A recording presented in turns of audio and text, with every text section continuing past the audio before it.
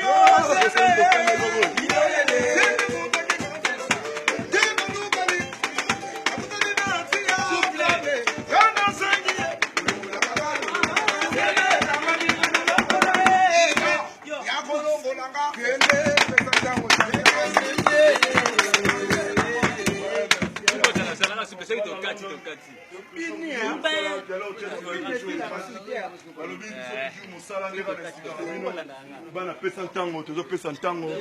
et puis tozo répéter bien mambu tozo toujours tozo répéter travail squelette 42 n'expliquera bino bana Londres Ibrahim Yanzambe leader na ngai voilà quoi tozo to travailler boulot quoi bana Londres yangoyo Tony Twingi le Golgan Salon José Mampuya ser nanga kwani na Londres José Mvemba de London bino tuba na Londres tolinga bino trop avec bien mambu tous ensemble on est ensemble ma gloire mbinga on est ensemble nous sommes toujours au boulot tozo bandela kaka 2018 angoyo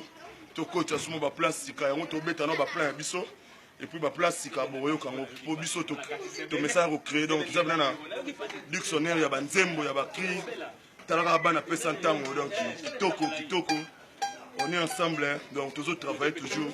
ya bino yango bana Londres Ibrahim ko bossa na te bobo chapeau maman Charlotte et Pigeon bobo chapeau yeyo coach kitoko merci ouais c'est bon